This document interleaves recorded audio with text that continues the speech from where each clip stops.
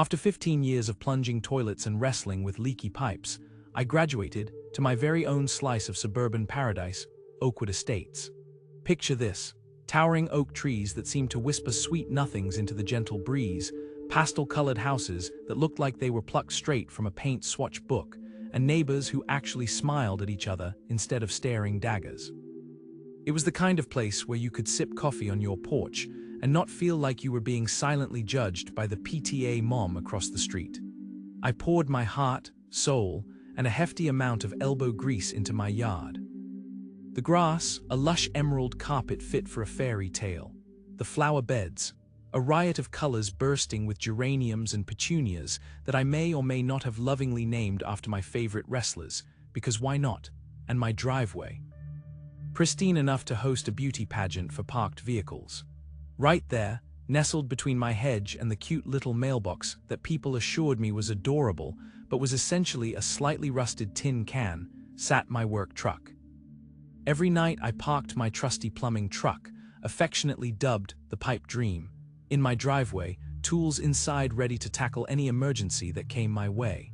The HOA rules were crystal clear about commercial vehicles.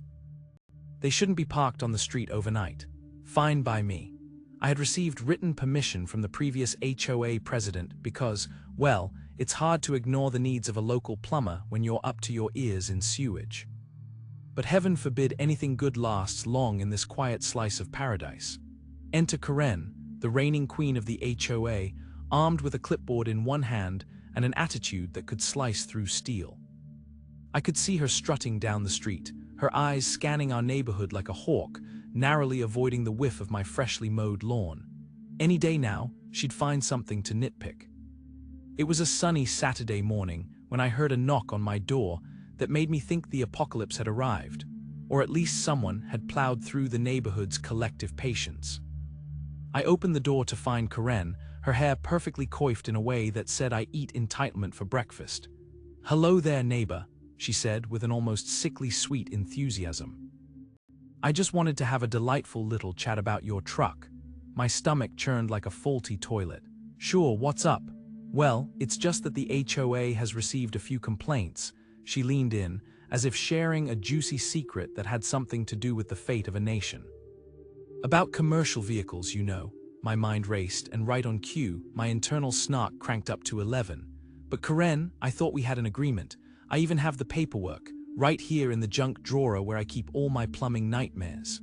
Her lips pressed together, and I could practically see the gears turning in her head as she prepared her rebuttal.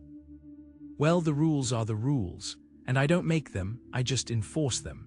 Besides, we need to maintain the elegant facade of Oakwood Estates." With my heart thudding like a pipe that couldn't get a break, I fought back the urge to roll my eyes so hard that they might get stuck. "You mean the facade of Oakwood Estates, where I'm not a living human being but rather a code to be obeyed?" I folded my arms, bracing for her next logical leap, which was probably going to involve a PowerPoint presentation or something equally soul-sucking. How was I going to get out of this simmering confrontation without breaking a sweat, and while still keeping my dream home intact? The drama had only just begun.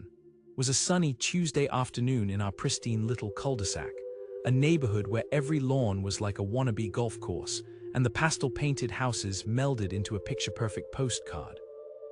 I swear if I saw one more garishly colorful bird feeder, I was going to start a subtle protest. Maybe paint one of my own a disgustingly psychedelic orange, just to see how quickly it would send shockwaves through my cookie-cutter suburb. While I stood admiring my immaculately trimmed hedges, yes, it's possible to take pride in your shrubs, there it was. The dreaded sight of doom, a glimmer of designer sunglasses and a clipboard gliding towards me, flanked by that too-perfect hair of platinum blonde. It was as if the sun had birthed a new neighborhood overlord, and I immediately felt my stomach churn a little. Sure enough, there was Marjorie Winters, the newly elected HOA president, in all her glory, patrolling with the enthusiasm of an overcaffeinated tax auditor skimming for discrepancies. I waved cautiously, praying that her clipboard was just a fashion accessory, and not the harbinger of my impending doom. "Good afternoon, Marjorie," I called out, my voice dripping with a mixture of friendly cheer and uncertain dread. She didn't even blink, laser-focused on the homes around her as if they were contestants on a reality show, and she was the judge with the ultimate power. "Ah, there's my first violation," she chirped dramatically, her eye narrowing in on my work truck parked on the side of my driveway. The truck, mind you, was a sleek, practically brand new model, its shiny blue coat glistening in the sun.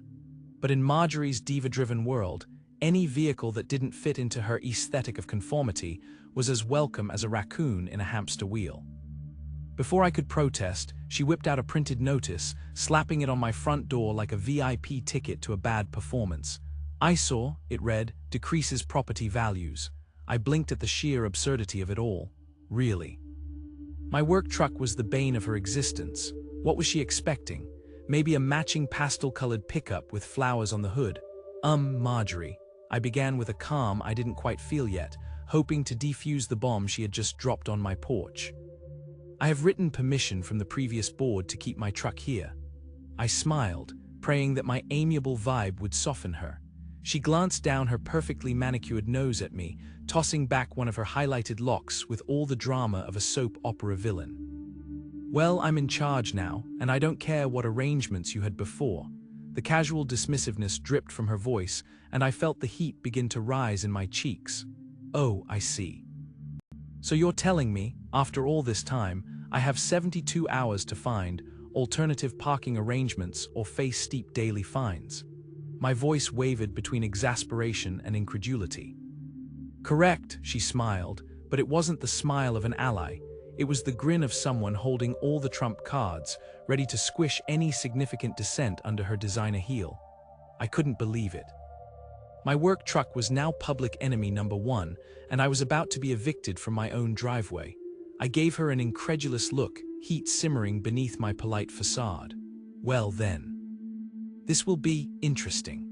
And so began my war with the clipboard-wielding juggernaut named Marjorie Winters, who knew my driveway would transform from a humble abode to a battleground of suburban drama. I mean, who needs reality TV when you've got an HOA president who's ready to take your truck down with a few keystrokes? Stay tuned. The plot was just heating up. Sunny suburban bliss, where the lawns are manicured to perfection and the pastel houses gleam like candy-coated dream homes. I thought I'd found my slice of paradise. I mean, who wouldn't want to live in a quaint neighborhood that could double as the set for a Hallmark movie? Turns out, beneath those pastel facades lurked a nightmare dressed like the overblown version of a crochet-loving grandma. Marjorie, the unofficial queen of our neighborhood's HOA. And let me tell you, she ruled with an iron fist wrapped in a garden glove. It all started innocuously enough. I moved in, buzzing with hopes and dreams, only to realize that Marjorie had established herself as the neighborhood enforcer, a petite bulldog in sensible shoes and a bejeweled cardigan. The moment she cornered me with a terrifyingly wide smile and a clipboard, I knew I was in trouble. "Welcome, just so you know," she chirped like a cheerful death bell, "we have strict rules you must adhere to if you want to maintain our neighborhood standards." My heart sank. I was about to join a house of cards governed by a woman with a penchant for excessive rule-making. Fast forward a few weeks, and I found myself diving headfirst into home renovations. You know, the kind with power tools, paint splatters, and the occasional oops, maybe that shouldn't be in the yard moment. As a contractor, I had a truck full of expensive tools that simply couldn't stay parked outside. So I did what any sensible person would do. I filled out my exemption paperwork and presented it to Marjorie, armed with a charming smile and persuasive arguments about security and common sense. Enter Marjorie's famous eye roll, which felt like it could power an entire wind farm. "Just because you think you need that exemption doesn't mean you get it," she said, practically singeing me with her condescending glare. "You're only allowed to leave your tools outside during daylight hours, so until the sun sets or something."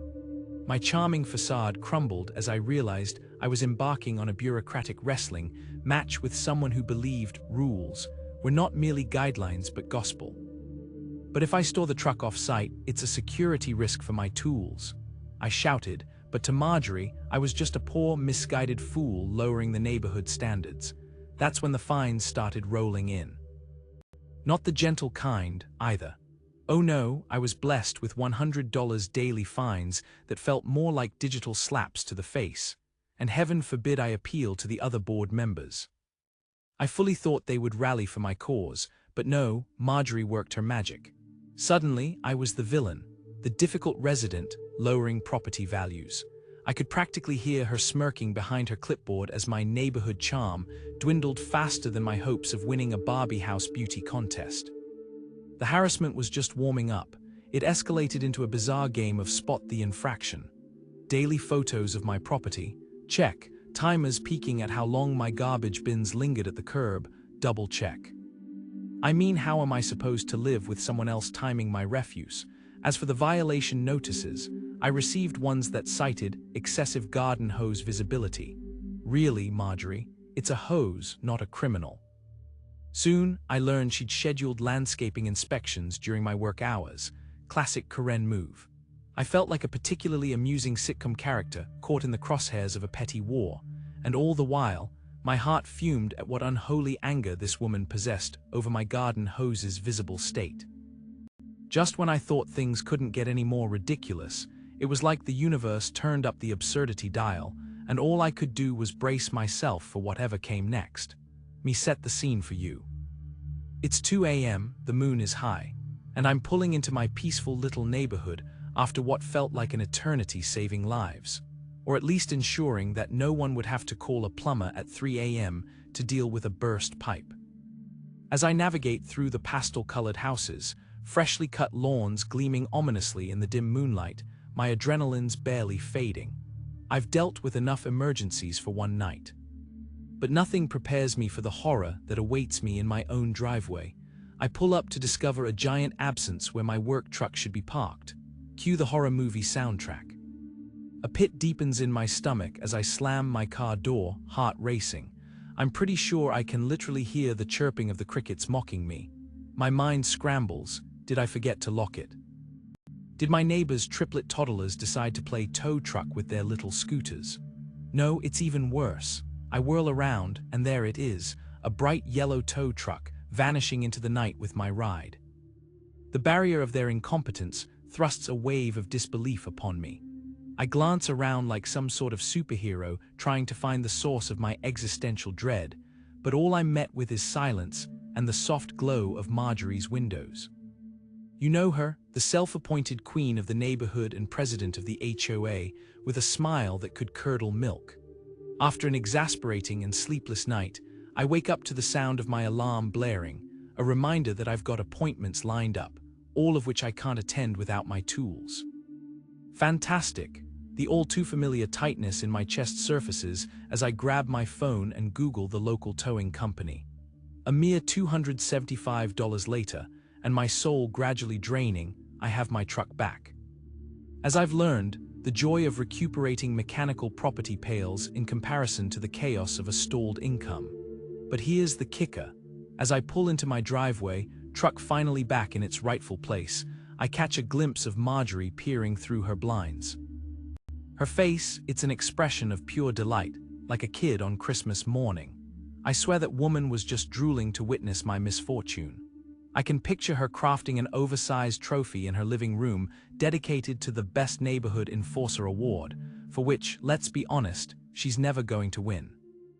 I take a breath, steady myself, and prepare to confront the dragon behind the curtain. Marjorie, can we have a little chat? I call, as polite as a dog begging for scraps. Her face transforms, and she emerges from her lair, all ruffled hair and 2 fresh pajamas. Maybe now you'll learn to follow the rules like everyone else, she screeches with all the warmth of a winter breeze. I don't even know what the new rules are. I could practically feel the sarcastic glee dripping off her words, as if she was just thrilled to be the star in her own twisted sitcom. Before I can muster a smart retort or possibly inform her of the difference between a rule and basic human decency, she whips out her phone. I'll call the police for harassment if you don't leave, she threatens, clutching her phone like it's a grenade. And just like that, the wind is knocked out of my argument, leaving me standing there, both frustrated and befuddled. There's no winning here, only me, an unarmed fruit fly facing a shotgun-wielding Karen. Oh joy. Welcome to the neighborhood. Know that moment when you're just minding your own business, and suddenly you remember you could launch a full-blown vendetta against your neighbor? Yeah, that's how my week turned around. Cue the dramatic music, because the main antagonist was none other than Marjorie, the self-appointed queen of our HOA, which, let's be honest, feels a lot like living in a weirdly aggressive summer camp. If you've ever dealt with guys in polo shirts who treat lawn maintenance like a sport, you'll know exactly what I mean. It all began when I descended into my backyard, the inviting smell of freshly cut grass mixed with the gentle sound of chirping birds. It was serene until you could feel the faint tremors from the intimidation over the property lines. Marjorie had orchestrated her outdoor showpiece. You know, white picket fences, carefully curated garden gnomes, and roses that might as well be on a magazine cover. There I was, mere yards away, half-weeding the metaphorical corner of shame my backyard had been relegated to. And oh, how I loathed her for it. While my grass resembled a patchy green mess, Marjorie's Kentucky bluegrass stood proud and lush, making it seem as if it had its own personal lawn stylist. It was during one of my daily self-loathing sessions, staring out at my inferior patch of dirt, that I remembered a little secret from my past. Before the glorious title of plumber adorned my not-so-impressive work resume, I had a 5-year stint installing high-end irrigation systems. And guess what? Yep, Marjorie had the same one installed. Talk about poetic justice. Revenge is a dish best served watered, I thought dramatically, as I positioned myself in front of her yard, plotting my oh-so-sweet revenge. I spent a week stalking, observing, really, her watering schedule like some covert operative. The thrill of clandestine mission planning. Each day, I watched as her automatic sprinklers would dance rhythmically, drenching her prized rose bushes until they glittered like something out of a fairy tale. It made me want to weep a little, not because I had design envy, but because deep down I was just a touch petty. It was a Tuesday, I think, when it hit me like an episode of a sitcom. I could reprogram her sprinklers to do something truly spectacular. I couldn't just have the water flow directed away from her precious plants. That would be far too simple. No, I wanted glorious chaos. Water spraying and soaking her beautiful stucco walls instead of nourishing her floral empire, bringing ruin and existential dread to even the most meticulously maintained rose bush. Just envision the sheer horror on her face when her house looked like it just endured a monsoon. The mental image was utterly delightful. With a grin creeping across my face, I couldn't suppress my excitement. There I was, a plumber by trade, but an aficionado of havoc on the verge of pulling off the ultimate prank. This was going to be a masterpiece of irrigation sabotage, stealthily masterminded under the cover of dusk. I swear Marjorie could be mounting an Oscar-worthy complaint about me at tomorrow's HOA meeting, but oh well. Sometimes, conflict makes for the best neighborhood gossip. Donning my most unassuming look, I grabbed my tools and headed for her front yard. I could practically hear the shrieks of horror in my mind as her pristine lawn slowly morphed into a wild water show. It was time to turn the tables on Karen the Unkillable. Game on was one of those bright Saturday mornings where you could practically smell the freshly cut grass wafting from every corner of our pristine little neighborhood, a place where lawns are as manicured as a runway model's eyebrows. I had strategically planned this day for weeks, not only for my alibi but also for my ingenious scheme. You see, in my neighborhood, there's a woman named Marjorie, and she's the self-proclaimed queen of the HOA. If anyone could make breathing a fire hazard, it would be her, armed with her clipboard and a judgy pair of sunglasses perched on her nose. As a dog owner with a penchant for mischief, I had a love-hate relationship with Marjorie. She insisted on maintaining the highest of standards. Poison ivy was less toxic than her opinion on lawn aesthetics. So, when she began her reign of terror with her unsolicited advice on my less-than-acceptable flower choices, let's just say I knew it was time to retaliate in the dirtiest of ways, by targeting her precious sprinkler system. With my scruffy terrier, Gizmo, happily tugging on his leash, I strolled past Marjorie's meticulously portrayed oasis. Each flower spoke volumes of her ego, brightly colored in shades of "look how better I am than you."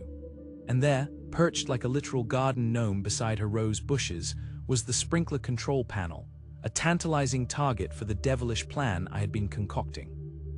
With Gizmo pulling me towards a freshly mowed yard, as if it were his own personal Royal Academy for dogs, I subtly positioned myself near the panel. "Just a quick walk, buddy," I muttered under my breath while I fished out my concealed treasure, a small electronic device I purchased from an online store that definitely had a non-disclosure agreement embossed all over it.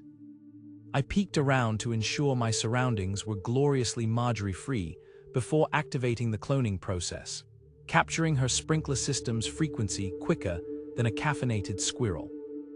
That night, I transformed my living room into a command center of chaos. Cables, snakes, and glows of monitors surrounded me as I accessed her system remotely, my inner evil genius reveling in the thrill of tech and rebellion. Marjorie had no idea that I was hacking her little watery empire. I adjusted those naughty sprinkler heads to increase water pressure dramatically. Let's see how she enjoys her morning stroll when her garden beds become a full-on slip and slide.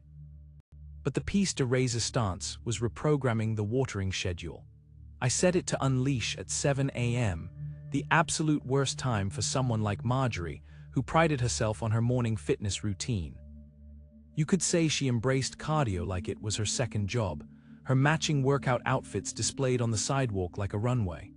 And just for the kicks, I added an additional cycle for 6 p.m., right when her garden club would be convening on the pristine patio she kept for judgment and tea. I could almost hear her now, pearls glinting in the sun, indignantly squawking, watering schedules, but the HOA-approved time is 5 a.m. Oh, my heart swells with joy just thinking about it. As I packed away my devices, my heart raced with the anticipation of Marjorie's waterworks debacle. After all, revenge is a dish best served soaked.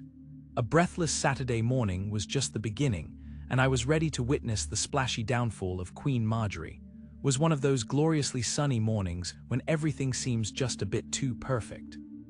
The grass was freshly cut, and the pastel-painted houses of Maple Lane gleamed like something out of a magazine.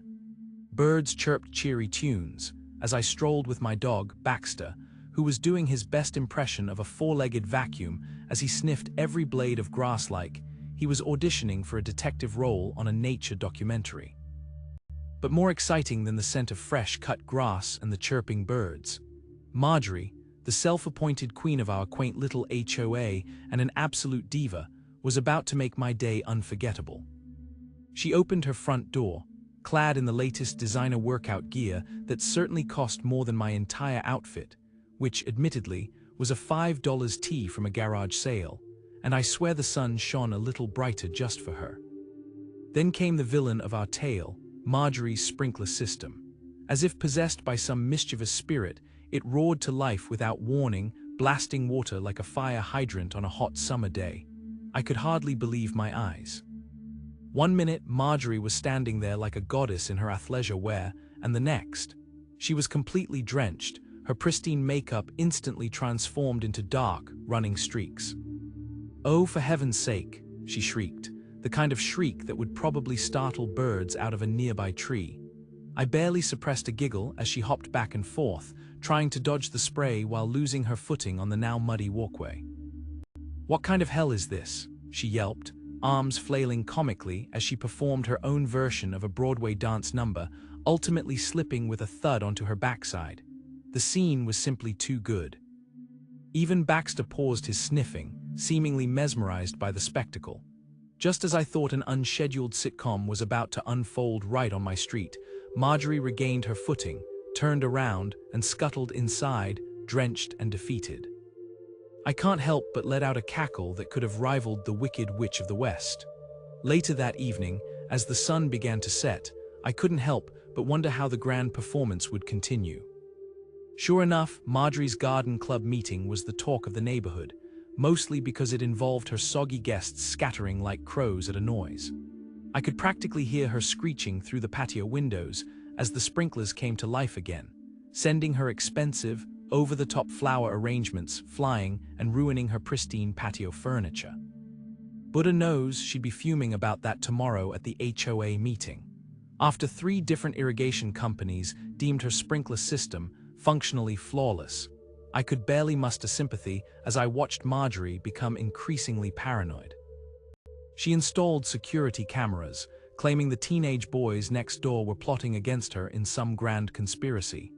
Seriously, I half expected her to start wearing a tin-foil hat just to complete the image. Baxter, bless him, seemed unaffected by the flying water disasters and conspiracy theories brewing in Marjorie's head. As I walked back home, I couldn't help but chuckle at the careful balance between neighborhood harmony and Marjorie's unraveling sanity. These scenarios were why I loved living on Maple Lane, a twist at every turn, and today had been positively delicious. I can't believe I'm about to recount the most satisfying, bewildering, and downright hilarious episode of my life. You see, I live in a neighborhood that prides itself on immaculate lawns, pastel-painted houses, and an HOA board that acts like it's the Supreme Court of yard maintenance. The queen bee of our little kingdom was Marjorie, an impeccable woman who wore her superiority like a badge of honor. Her house was like something out of a home goods catalog, with an unruly rose garden that always looked like it had just walked off a photo shoot. That is, until it didn't. Weeks went by when I first noticed it. The once majestic white siding of Marjorie's house started looking a little worse for wear, okay, a lot worse. Water stains marched down her facade like old soldiers, while her lawn, previously a vibrant green, had devolved into a patchy landscape of sadness.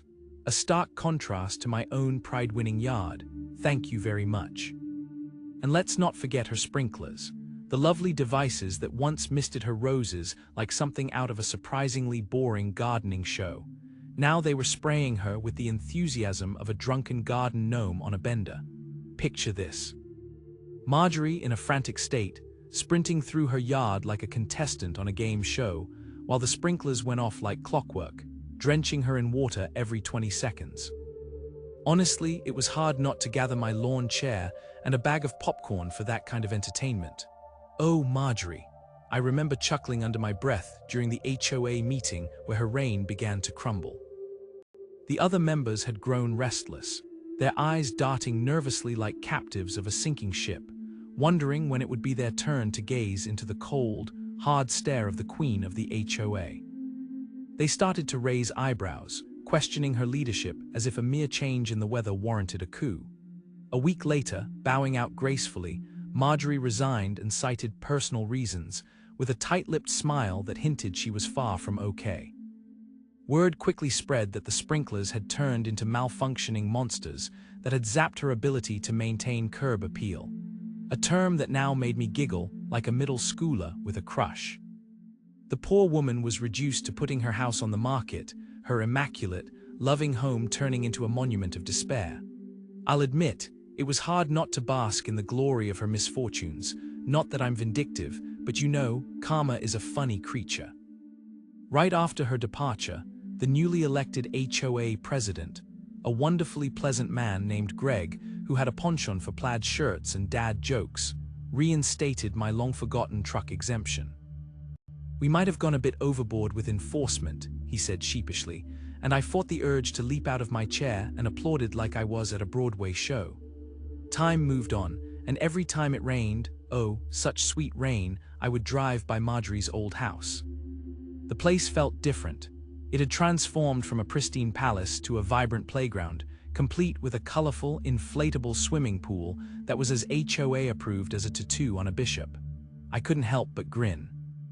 The new owners, a lovely family with 3 energetic children, seemed oblivious to the dizzying reign of Marjorie, and who could blame them?